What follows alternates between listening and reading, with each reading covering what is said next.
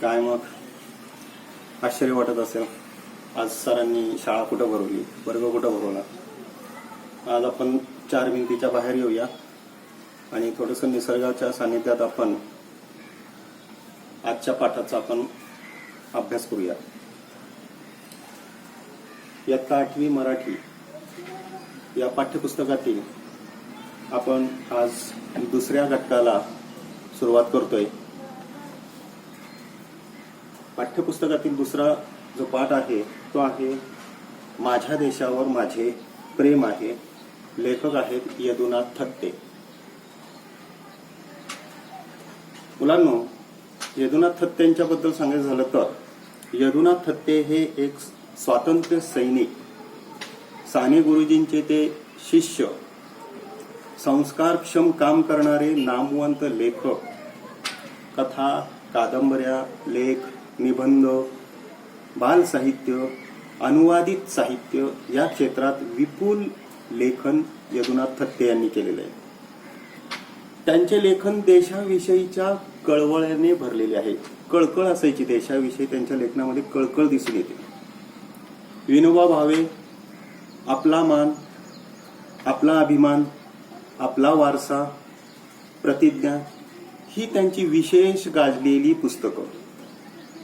32 वर्ष ते साधना या साप्ताहिकाचे संपादक म्हणून काम करत होते. असे हे यदुनाथ थत्ते एकदा एका शाळेमध्ये गेले आणि शाळेमध्ये गेल्यानंतर तिथे त्यांना मुलं शाळेतील प्रतिज्ञा म्हणत आहेत असं त्या ठिकाणी त्यांना दिसलं. खूप बरं वाटलं त्यांना. प्रार्थनेची वेळ होती, मुलं प्रतिज्ञा म्हणतायत ऐकून लेखकाला खूप बरं वाटलं. प्रतिज्ञा संपली. मग लेखकाने मुलांना विचारलं, तुमच्या देशावर तुमचे प्रेम आहे काय? तुम्ही प्रतिज्ञा म्हणती की भारत माझा देश आहे, मग मला एक सांगा, तुमच्या देशावर तुमचं प्रेम आहे काय? मुले म्हणाली, अलबत अलबत, नक्कीच, हो हो, आपल्या देशावर प्रेम न करणारे आम्ही करंटे थोडेच आहोत. करंटे म्हणजे वाईट, अशुभ, दुर्दैवी, कमनशिबी थोडेच आहोत आम्ही. आम्हाला आमच्या देशाबद्दल अभिमान आहे, मुले म्हणाली. मग लेखक म्हणाले, ठीक आहे, तुम्हाला असं वाटतंय ना की तुम्ही तुमच्या देशावर प्रेम करता, तुम्ही देशावर प्रेम करता हे तुम्ही म्हणता, मग प्रेम करता म्हणजे काय करता? आता मुलांकडे उत्तर नव्हती आणि मग मुलं आश्चर्याने लेखकाकडे पाहू लागली. त्यांना असा प्रश्न या अगोदर कोणी विचारलाच नव्हता. प्रतिज्ञेबद्दल रोज यायची, प्रार्थना म्हणायची, प्रतिज्ञा म्हणायची, ओळीने वर्गामध्ये जायचं, तेवढंच त्यांना माहिती. पण आजपर्यंत त्यांना असा प्रश्न विचारला नव्हता की तुम्ही तुमच्या देशावर प्रेम करता म्हणजे काय करता ऍक्च्युली. मग तुमची आई तुमच्यावर प्रेम करते? मुलं म्हणाली, हो हो. मुलांना पुढे उत्तर नव्हतं. मग लेखकाने विचारलं, तुमची आई तुमच्यावर प्रेम करते? मुलं म्हणाली, हो हो. मग प्रेम करते म्हणजे काय करते? मग ते म्हणाले की मग प्रेम करते म्हणजे आई आमचं पालन पोषण करते, आम्हाला खायला प्यायला घालते, आम्हाला लहानाचं मोठं करते, चांगले संस्कार आमच्यावरती टाकते, आम्हाला वाढवते. मग देशावर प्रेम करायचे तर तुम्ही काय करा? तुमची आई तुमच्यावर प्रेम करते म्हणून एवढं सगळं करते, तुम्ही तुमच्या देशावर प्रेम करणार आहात म्हणून तुम्ही काय करणार आहात? मग देशाचे पालन पोषण करू मुलं म्हणू लागली, देशाचा गौरव वाढवू मुलं म्हणू लागली. पण देश म्हणजे काय हो? लेखकाने प्रश्न पुन्हा उपस्थित केला मुलांसमोर की देश म्हणजे काय? देश म्हणजे देशातील सर्व लोक. मुलं लहान होती, तुमच्यासारखीच इयत्ता 8वीतली, त्यांना काय माहिती. मग ते म्हणा, देश म्हणजे देशातील सर्व लोक. देशावर प्रेम करणे एक वेळ सोपे, पण देश बांधवांवर प्रेम करणे अवघड, होय ना? लेखक म्हणाले, मुलांना एक लक्षात घ्या, देशावर प्रेम करणे एक वेळ सोपं आहे, परंतु देशामधील बांधवांवरती, जे देश बांधव आहे त्यांच्यावरती प्रेम करणं हे फार अवघड काम आहे. हो, खरे आहे? मुलं म्हणाली, हो खरे आहे. भारतावर प्रेम म्हणजे भारत भूमीवर प्रेम आणि भूमिपुत्रांवरही प्रेम. आपल्याकडे काही लोक नुसते भूमीवर प्रेम करतात आणि काही लोक नुसते भूमिपुत्रांवर प्रेम करतात. मग लेखक म्हणाला की अरे बघा, लक्षात घ्या, भारतावर प्रेम म्हणजे आपल्या भारत देशावर प्रेम म्हणजे काय, तर भारतभूमीवर प्रेम करणे आणि भूमिपुत्रांवरती प्रेम करणे. भूमिपुत्र म्हणजे कोण, की विशिष्ट भूमीवरती जन्मलेला, त्याच भूमीवरती शिकलेला, तिथेच तो वाढलेला, म्हणजेच तो भूमिपुत्र असं म्हटलं जातं. मग म्हणजेच काय, तर भारतातील लोकांवरती सुद्धा प्रेम करणं आणि भूमिपुत्रांवरती सुद्धा प्रेम करणं. मुलांना काय कळायला मार्गच नाही की म्हणजे काय, नीट समजत नाही आम्हाला, तुम्ही आम्हाला समजावून सांगा. देशावर प्रेम करायचे तर भूमी आणि भूमिपुत्र दोघांवर प्रेम हवे, होय ना, साहजिकच आहे. देशावर प्रेम करायचं म्हणजे फक्त देशावर प्रेम करून चालत नाही, तर देशातल्या लोकांवरती सुद्धा प्रेम करणं हे तितकंच गरजेचं आहे, तितकंच महत्वाचं आहे. मुले म्हणाली बरोबर आहे, जर देशावर प्रेम करायचं तर फक्त देशावर प्रेम करून चालणार नाही. देश म्हणजे काय फक्त अलिप्त नाही की मनुष्य विरहित नाहीये, त्याच्यामध्ये मनुष्य आहेत. मनुष्य म्हणले की ते आपले देश बांधव झाले, त्यांच्यावर सुद्धा प्रेम करणं तितकंच गरजेचं आहे. एक मुलगा लगेच म्हणाला, सर भगतसिंग, राजगुरू, कुर्बान हुसेन हे फासावर गेले, ते देशावर खरेखुरे प्रेम करणारे होते म्हणूनच गेले की नाही. लेखक म्हणाले ते खरेच आहे बरं का, अगदी बरोबर बोलला, पण आता त्यांच्यासारखे प्रेम करायचे तर देश पुन्हा गुलाम व्हायला हवा. आपले देशावर प्रेम असते ते फक्त आपत्काली असते की नेहमी असायला हवे. आता मुलांना एक लक्षात घ्या की या लोकांनी त्या काळामध्ये फासावर गेली ही लोक कोण, तर तुम्ही सांगितलं आता की भगतसिंग, राजगुरू, कुर्बान हुसेन हे फासावर गेले, कारण की त्यावेळेला देश पारतंत्र्यामध्ये होता. आपत्कालीन परिस्थिती त्यावेळेस होती. म्हणजे आपत्कालीन परिस्थिती म्हणजे काय, संकटाचा कालखंड होता, इंग्रजांचं राज्य होतं, इंग्रजांच्या त्या जाचातून आपल्याला आपल्या देशाला मुक्त करायचं होतं, म्हणून त्यावेळेस लोकांनी एकजूट होऊन स्वातंत्र्याचा लढा पुकारलेला होता. पण आपल्याला सुद्धा आपल्या देशावर प्रेम करायचं असेल तर अशा पद्धतीची पुन्हा परिस्थिती निर्माण होण्याची वाट पाहायला लागेल का आपल्याला. आणि जर अशी परिस्थिती निर्माण झाली की मग आपण फासावर गेलो म्हणजेच आपलं भारतावरती, आपल्या देशावरती, आपल्या देश बांधवांवरती आपलं प्रेम आहे असं सिद्ध होईल का, तर नाही. तर अशी परिस्थिती नेहमी असेल असं सांगता येत नाही. आता आपण स्वातंत्र्यामध्ये आहोत, आपण स्वातंत्र्याची फळं चाकत आहोत आपण. एक मुलगा तेवढ्यात म्हणाला, नेहमीच करायला हवे, आपल्याला प्रेम दाखवायला संधी मिळावी म्हणून संकटांना आमंत्रण थोडेच द्यायचे. एक मुलगा त्यातल्या त्यात हुशार होता, तो म्हणाला की नेहमीच करायला हवे. आपल्याला जर प्रेम व्यक्त करायचं असेल तर मुद्दामून आपण संकटांना आमंत्रण द्यायचं का, आणि संकटांना आमंत्रण देऊन ते संकट दूर लोटायची, म्हणजे ती दूर लोटली म्हणजे आपलं प्रेम आहे त्याच्यावरती, असं नाही. संकटांना मुद्दामून आमंत्रण देऊन आपलं प्रेम दाखवायची गरज नाहीये. मग लेखक म्हणाले बघा मुलांनो, एकदा पंडित जवाहरलाल नेहरू निवडणुकीच्या दौऱ्यावर होते. लोकांनी त्यांची गाडी अडवली आणि भारत माता की जय असा गगनभेदी घोष त्यांनी केला. पंडित जवाहरलाल खाली उतरले आणि ते म्हणाले, तुम्ही भारत माता की जय म्हणता ना, तर भारत माता म्हणजे काय हो? भारत म्हणजे भारतातले सर्व लोक. ही गोष्ट त्यांनी लोकांना समजावून सांगितली. म्हणजे तुम्ही फक्त भारत मातेचा गौरव करू नका, तर भारतातील सर्व लोकांचा गौरव करा. हे त्या थोडक्यात पंडित जवाहरलाल नेहरूंनी त्यावेळेला सांगितलं होतं. देशावर प्रेम करायचे म्हणजे जात, धर्म, वंश, भाषा हे वरचे भेद विसरून सर्वांवरती प्रेम करायला हवे. आता देशावर प्रेम करायचं म्हणजे त्यामध्ये जात येता कामा नये, त्यामध्ये वंश येता कामा नये, त्यामध्ये भाषा येता कामा नये, धर्म येता कामा नये. या सगळ्या वरवरच्या ज्या गोष्टी आहेत ह्या नाममात्र आहेत, त्या आपण निर्माण केलेल्या, मानवाने निर्माण केलेल्या ह्या सगळ्या गोष्टी आहेत. हे सगळे भेदभाव विसरून आपण एकमेकांवरती प्रेम करणे म्हणजेच खऱ्या अर्थाने आपण आपल्या देशावर प्रेम करतो. एक मुलगा लगेच लेखकाला म्हणाला, पण प्रेम करायचे म्हणजे काय, म्हणजे नक्की करायचं काय? आता खरा प्रश्न हा होता की प्रेम करायचं म्हणजे नक्की काय करायचं. लेखक म्हणाला, प्रेम करायचे म्हणजे दुसऱ्याचे दुःख पाहून ओल्या डोळ्यांनी त्याच्या मदतीसाठी धावून जायचे आणि दुसऱ्याला आनंद झाला की आपणही आनंदित व्हायचे. प्रेम करायचे तर अश्रू आणि हास्य यांची भाषा आपल्याला आली पाहिजे. प्रेम करायचं असेल तर एक गोष्ट लक्षात ठेवा, दुसऱ्याच्या दुःखामध्ये आपल्याला सहभागी होता आलं पाहिजे. दुसऱ्याचे डोळे ओले झाले तर ते डोळे आपल्याला पुसता आले पाहिजे, त्याला सांत्वन देता आलं पाहिजे, त्याच्यात त्याच्या दुःखाच्या वेळेला त्याच्या मदतीसाठी आपल्याला धावून जाता आलं पाहिजे आणि त्याच्या ज्यावेळेस तो आनंदी असेल त्यावेळेस त्याच्या आनंदामध्ये आपण सहभागी सुद्धा झालं पाहिजे. म्हणजेच आपण खऱ्या अर्थाने दुसऱ्याशी प्रत्येक गोष्टीत समरस आहोत असं तिथे प्रतीत होतं. प्रेम करायचे तर अश्रू आणि हास्य या दोन्ही गोष्टी आपल्याला जमल्या पाहिजेत. हसू आणि आसू ह्या दोन्ही गोष्टी, एखाद्याचे अश्रू पुसून त्याच्या जागी त्याला हसू कसं देता येईल हे म्हणजे करणं म्हणजेच प्रेम. हास्य आणि अश्रूंची भाषा म्हणजे काय असते, म्हणजे ही भाषा म्हणजे कुठली, मुलांना न वाटलं ही भाषा आम्हाला आज तक माहिती नाहीये. हास्य आणि अश्रू यांची भाषा ही जागतिक भाषा आहे. महात्मा गांधीजींनी काय म्हटले आहे माहित आहे का? ते म्हणाले होते, प्रेम निष्क्रिय असू शकत नाही, प्रेम सक्रिय पाहिजे, ते सबुद्धही असले पाहिजे. जागतिक भाषा आहे अश्रू आणि हसूंची भाषा ही जागतिक भाषा आहे. हे निष्क्रिय असता कामा नये. निष्क्रिय म्हणजे कोणतीही कृती न करणारा, कोणतंच काम न करणारा, कुठली गोष्ट अंमलामध्ये न आणणारा असं म्हणजे तो निष्क्रिय आहे.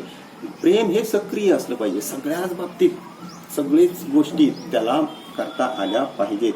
हे प्रेम म्हणजे सक्रिय असलं पाहिजे. ते सुबुद्धीही असली पाहिजे. मग त्याच्यामध्ये चांगले विचार असले, चांगली दृष्टी असली पाहिजे, चांगल्या भावना असल्या पाहिजेत त्या प्रेमामध्ये. पण शांततेच्या काळात देशावर प्रेम करायचे म्हणजे काय? आता तर देश शांततेच्या कालखंडामध्ये ना युद्ध आहे, ना काही आहे, ना काही आहे. अशा काळामध्ये प्रेम कसं करायचं आपण? तर शांततेच्या काळात प्रेम करायचे कितीतरी मार्ग आहेत. मुलांना लेखक म्हणाला, देशाच्या नवनिर्माणासाठी रचनात्मक काम करणारे म्हणजेच देशावर प्रेम करणे, हातात झाडू घेऊन गावाची स्वच्छता करणे, शास्त्रीय पद्धतीने साफसफाई करणे म्हणजे देशावर प्रेम आहे हे व्यक्त करणे. कोणतेही काम करताना आपल्या मनात कसलाही विचार आला नाही पाहिजे, माझ्या या वागण्याचा परिणाम देशावर आणि देशवासियांवरती काय होईल. आपल्या पोटापलीकडे पाहायला शिकल्याखेरीज माझ्या देशावर माझे प्रेम आहे हे आपल्याला म्हणताच येणार नाही. खरे म्हणजे कोणतीच गोष्ट लहान किंवा मोठी नसते. ज्या संदर्भात आम्ही ते काम करतो तो संदर्भच त्या गोष्टीला लहान किंवा मोठे बनवत असतो. स्वार्थ बुद्धीने केलेले मोठे काम लहान असते आणि निस्वार्थ वृत्तीने केलेले लहान कामही मोठे असू शकते. संत कबीरांचे नाव तुम्ही ऐकले आहे ना? लेखकाने लगेच सांगते, शांततेच्या काळामध्ये काम कितीतरी काम आहेत अशी. अहो तुम्ही स्वच्छतेचं काम करू शकता. काम कुठलंही छोटं किंवा मोठं असू शकत नाही. कामामध्ये कुठल्याही प्रकारचा स्वार्थ असता कामा नये. कामामुळे कोणाचं मन दुखवलं जाणार नाही अशा पद्धतीचं आपल्याला काम करायचं आहे. मग हातामध्ये झाडू घेऊन गावाची शास्त्रीय पद्धतीने साफसफाईची करायची वेळ जरी आली तरी ते देशावर प्रेम व्यक्त केल्यासारखंच होऊ शकतं. मग तुम्हाला एक सांगू का, संत कबीरांचं नाव तुम्हाला माहिती आहे ना? मुलं म्हणाली हो हो ऐकलं आहे ना. ते शेले विणायचे, इतर विणकरांसारखे शेले विणायचे. शेले म्हणजे शाली विणायचे, पण ते देशासाठी सणंग विणतो आहे अशा भावनेने ते शेले विणायचे, म्हणून ते अपूर्व असायचे. शेले म्हणजे सणंग म्हणजे सलग विणलेले अखंड वस्त्र, कुठेही त्याचा तुकडा पडलेला नाही, अखंड. मी हे काम कशासाठी करतोय? ते देशासाठी, म्हणजे ते सलग असं पाहिजे, त्याच्यामध्ये तुकडे नाहीत. जे आहे ते अखंड आहे, ते काम आहे ते अखंड आहे, ते कुठेही खंडित झालेलं काम नाहीये. हे संत कबीरांनी आपल्याला सांगितलेलं आहे. मग आपण शिकतो आणि अध्यापक शिकवतात, म्हणजे तुम्ही शिकता आम्ही तुम्हाला शिकवतो. परीक्षेत चांगले मार्क्स मिळावेत म्हणून शिकवलेले आणि मुले सज्ञान व्हावीत म्हणून शिकवलेले, यात फरक असे काहीच आहे की नाही सांगा बघा. आम्ही ते तुम्हाला चांगले शिकवतो, ते परीक्षेत तुम्हाला चांगले गुण मिळावेत याच उद्देशाने शिकवतो असं नाही. तर यामधून तुम्ही सुसंस्कृत व्हावे, तुमचे विचारांमध्ये परिवर्तन व्हावा, तुमच्या विचारांमध्ये चांगली वृत्ती यावी, तुमचे विचार बदलावेत, तुम्हाला लोकांप्रती प्रेम वाटायला हवं, एकमेकाच्या भावना तुम्हाला जाणून घेता आल्या पाहिजे. हे शिक्षणातून घडत असतं. केवळ फक्त मार्क्स मिळवण्याच्या उद्देशाने आपण शिकायचं नसतं. मग यात फरक असेल की नाही? तो असायला हवा. मुलाला म्हणाल हो असायलाच हवं की. हॉटेलात आपण खातो आणि घरी आईने बनवलेला पदार्थ आपण खातो, त्यात काही फरक आपल्याला जाणवतो का? आईच्या प्रेमाची चव त्या पदार्थात मिसळलेली असते ना, बरोबर आहे की नाही? हॉटेलामध्ये आपण खातो, घरातही खातो, पण घरातल्या पदार्थाची चव हॉटेलच्या पदार्थाला येत नाही, कारण की घरामध्ये आईने जे बनवलेलं असतं त्यामध्ये आईचं प्रेम उतरलेलं असतं, तिच्या हाताची चव त्या अन्नामध्ये उतरलेली असते. अमुक वजनाचा हात अमुक गतीने पाठीवर धाप करू लागला की आपल्याला ते जाणवेल की ते आणि आईने पाठीवर शाबासकी दिली त्यात अंतर आहे की नाही. एखाद्या शिक्षकाला तुम्ही काहीतरी चूक केलेली आहे, तुम्हाला पकडलं, तुमचा कान पिळला आणि धापकन मारलं, पाठीमध्ये तो एक धपाटा दिला आणि आईने तुमच्या पाठीवरून असा हात फिरवला. या दोन्ही गोष्टींमध्ये आपल्याला फरक जाणवतो. मग तो फरक कसा आहे? त्यावेळेस तो शिक्षकाने फिरवलेला हात हा धपाट्याचा असतो, तो म्हणजे तुम्ही चुकलेला आहात ते दाखवण्यासाठी असतो. या ठिकाणी तुम्ही काहीतरी चांगलं काम केलेलं आहे त्यासाठी दिलेली ती एक प्रतिसाद रूपी मायेने फिरवलेला हात असतो. तो पाठीवरून मायेने फिरवलेला तो हात असतो, ती आईने दिलेली शाबासकी असते. यंत्राने तसे केल्याने ते समाधान कुठले? यंत्राचा हात आपल्या पाठीवर पडला तर आपल्यालाच वाटणार आहे का यंत्राने मला शाबासकी दिली? नाही, कारण की त्यामध्ये कुठल्याच प्रकारची, त्या स्पर्शामध्ये कुठल्याच प्रकारची भावना नसते. तेव्हा देशाच्या व देशबांधवांच्या प्रेमाने आपण जे करू त्याची गुणवत्ता निश्चितच वेगळी असेल ही जाणीव नसल्याने अनेक अडचणी आणि गैरसोयी आपणच निर्माण करत असतो.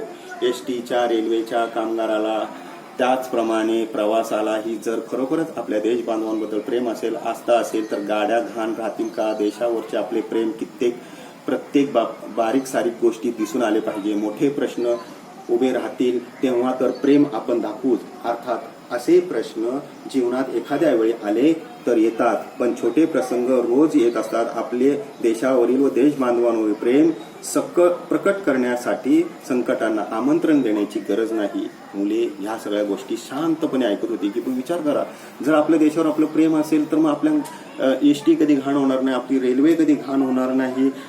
प्रत्येक अडीअडचणीच्या वेळेला आपण प्रत्येकाच्या मदतीला आपण जाऊ.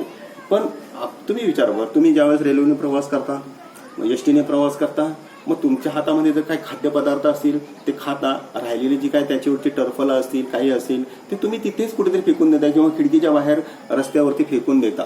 पण त्यामुळे तुमचं देशावर प्रेम आहे हे तुम्ही दाखवता कुठल्या उद्देशाने? मग कुठल्या प्रकारे तुम्ही दाखवता? तुम्ही खाल्लेली घाण कुठेतरी टाकून देताय, तेच तुम्ही केराच्या टोपलीमध्ये टाका. दुसऱ्याने केलेली घाण तुम्ही जर स्वच्छ करत असाल आणि त्याला तुम्ही दाखवून देत असाल की अशी घाण पुन्हा करू नकोस, तर ते खऱ्या अर्थाने तुम्ही देशावरती प्रेम करत आहात असं त्या ठिकाणी वाटल्या वाचून राहणार नाही. मुलं आता शांतपणे ऐकत होती. देशबांधवांवर प्रेम, देशावर म्हणजेच देशबांधवांवर प्रेम. ज्यांना देशबांधवांवर प्रेम करता येत नाही त्यांचा देशावर प्रेम करण्याचा दावा फोल म्हणावा लागेल. म्हणजे तुम्हाला जर देशावर प्रेम करता येत नाही म्हणजे तुम्ही देशबांधवांवर प्रेम करता येत नाही, म्हणजे त्या सगळ्या गोष्टी कशा आहेत? फोल आहेत, व्यर्थ आहेत, फसव्या आहेत, निरुपयोगी आहेत, त्याचा काही उपयोग होणार नाही. सारे विश्व प्रेमाने कावेत घ्यावेसे वाटले की जवळचे त्यांनाच आलिंगन देता येते. त्याचप्रमाणे यच्च यावत मानव मात्रांवर प्रेम करायचे म्हटले तरी शेवटी देशबांधवांवर प्रेम करणे शक्य असते. प्रेम कधीही निष्क्रिय राहू शकत नाही. प्रेमात अपूर्व अशी संवर्धक शक्ती असते. ती ओळखून खरा धर्म या कवितेत साने गुरुजींनी तो अर्थ आपल्याला सांगितलेला आहे. साने गुरुजींनी तर बघा किती सुंदर अर्थ, खरा तो एकची धर्म जगाला प्रेम अर्पावे. खरोखरच त्या कवितेतून बरंचसं काही घेण्यासारखं आहे, पण आपण फक्त प्रार्थना म्हणून आपण ती कविता म्हणत असतो, त्या ओळी गुणगुणत असतो, पण त्यातनं आपण आत्मसात किती करतो? अशा खऱ्या धर्माच्या उपासकालाच खऱ्या अर्थाने असे म्हणता येईल की माझ्या देशावर माझे प्रेम आहे. जर तुम्ही अशा पद्धतीने वागत असाल, अशा चांगल्या गोष्टी आचरणात आणत असाल तर खऱ्या अर्थाने तुमच्या देशावरती प्रेम आहे असं कोणीही म्हणेल. खरोखर आपल्या देशावर आपले प्रेम असते तर आपली गावे खऱ्या अर्थाने मलमूत्राने वेढलेली दिसली असती का? आपण पाहतो की जागोजागी कितीतरी घाण असते, रस्त्याच्या कडेला किती घाण असते, मलमूत्र. गावाला गेलं तर आपल्याला दिसतात. आता आपण पाहतो की हागणदारी मुक्त अशी कितीतरी गावं झालेली आहेत. नाही तर पूर्वी आपण पाहत होतो की आपली गावं किती या मलमूत्राने किती ग्रासलेली होती. हे जर प्रेम असतं तर अशी दिसलं असतं का? आपले डोंगर उघडे बोडके दिसले असते का? सस्य श्यामला माता आपण आपल्या देशाला म्हणतो राष्ट्रगीताच्या माध्यमातून. ती भूमी सस्य श्यामला व्हावी म्हणून आपण घाम गाळायची तयारी ठेवली पाहिजे. देशावर प्रेम करायचे तर देशाचे आजचे चित्र बदलण्यासाठी तुम्हाला तुमची कंबर कसावी लागेल. आता परिस्थिती अशी आलेली आहे की देशाला तुम्हाला आता देश तुमच्याकडे आशेने पाहतोय. देशाला नव्या रूपामध्ये आणायचं असेल तर तुमच्यासारख्या मुलांनी आता कंबर कसली पाहिजे आणि देशाला आणखीन एक नवीन रूप प्राप्त करून देण्यासाठी तुम्ही प्रयत्न केले पाहिजे जिद्दीने. यासाठी तुम्हाला शिकणं अत्यंत गरजेचं आहे. यासाठी सुसंस्कृत होणं अत्यंत गरजेचं आहे. तरच तुमचं खऱ्या अर्थाने देशावर प्रेम आहे असं म्हणता येईल. तर तो प्रदूषणाचा कचाट्यातून गवसू नये यासाठी मी खटपट करायला नको. माझा देश घाण होऊ नये म्हणून मला प्रदूषणमुक्त कसं ठेवता येईल परिसर यासाठी मला प्रयत्न करायचे आहेत. इथली हवा स्वच्छ ठेवता आली पाहिजे, मला पाणी स्वच्छ ठेवता आलं पाहिजे, निसर्गाचं समतोल बिघडू देता कामा नये यासाठी मला प्रयत्न केले पाहिजे. तरच मला माझ्या देशावरचं प्रेम सिद्ध करता येईल.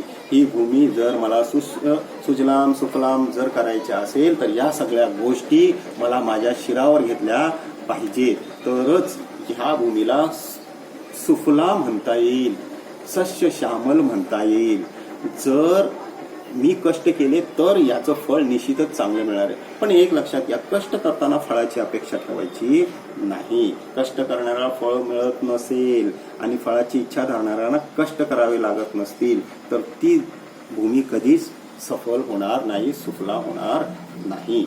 माझ्या देशावर माझे खरे प्रेम असेल तर वंदे मातरम गीता जो आदर्श सांगितलेला आहे तो या वास्तवात यायला हवा. जो आदर्श आपल्या राष्ट्रगीतामध्ये सांगितला आहे, जो आदर्श आपल्या वंदे मातरम मध्ये सांगितलेला आहे तो वास्तवामध्ये आला पाहिजे. आता सध्या परिस्थितीमध्ये तो आलाच पाहिजे. यासाठी धडपड करायची आहे, यासाठी प्रेरणा तुम्हाला घ्यायची आहे.